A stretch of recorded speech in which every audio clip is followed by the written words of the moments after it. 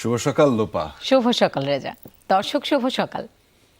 সম্ভাবনাময় আরও একটি নতুন দিন শুরু হয়ে গেল। দেশ এবং দেশের বাইরে থেকে যারা এই মুহূর্তে আমাদেরকে দেখছেন সবাইকে আমন্ত্রণ জানাচ্ছি যমুনা টেলিভিশনের নিয়মিত আয়োজন সকালের বাংলাদেশে।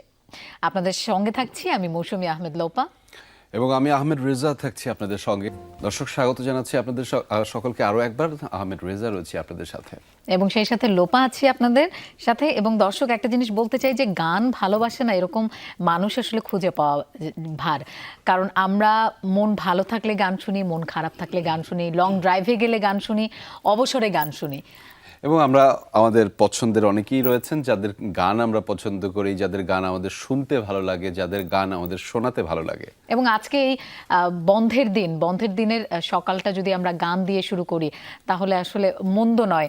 দর্শক, আমাদের আজকের এই স্টুডিওতে আমরা একজন সঙ্গীত শিল্পীকে আমন্ত্রণ জানিয়েছি, ডাক্তার জাফর ইমাম। আমরা তার গান শুনবো, তার সাথে আড্ডা দেব। নিশ্চয়ই দর্শকদেরকে আরেকটু জানিয়ে দিতে চাই, ডক্টর জাফর ইমাম শুধুমাত্র যে সঙ্গীত শিল্পী সেটি না, পেশায় আসলে তিনি একজন চিকিৎসক। ডক্টর জাফর ইমাম, আমরা আসলে সকালে বাংলাদেশের শুরুটা সবসময় এভাবেই করি যে জানতে চাই প্রতিদিন আপনার সকালটা আসলে কেমন করে শুরু হয়, কেমন করে আপনি শুরু করেন আপনার সকাল, এবং ঠিক কটা নাগাদ শুরু করেন? ধন্যবাদ, শুভ সকাল আপনাদেরকে। আমাকে প্রথমে আপনাদেরকে জানাচ্ছি, ধন্যবাদ জানাচ্ছি আমাকে যমুনা টিভিতে নিমন্ত্রণ করার জন্য। আসলে সকালটা প্রথমে প্রেয়ার দিয়ে শুরু হয়। আচ্ছা, আমি যেটা বলতে চাচ্ছি, আমার প্রথমে আমি নামাজ দিয়ে শুরু করি, ফজরের নামাজ দিয়ে। তারপরে নামাজের পরে প্রচুর হাতে সময় থাকে, তখন রেওয়াজ করি, এক্সারসাইজ করি, লেখাপড়া করতে হয় অনেক সময় আমাদের পেশাগত কারণে। এইভাবে দিনটা শুরু হয় আর কি। তারপর তো অফিসের পরে আমাদের বিকেলবেলা আমরা ডাক্তাররা প্র্যাকটিস করি, চেম্বারে যাই, এই আর কি।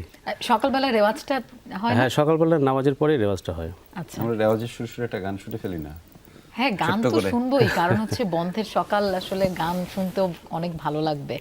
আর আমার একটা জিনিস খুবই জানার ইচ্ছা যে আপনি তো চিকিৎসক আবার সঙ্গীত শিল্পী, এটা কিভাবে ম্যানেজ করেন আসলে?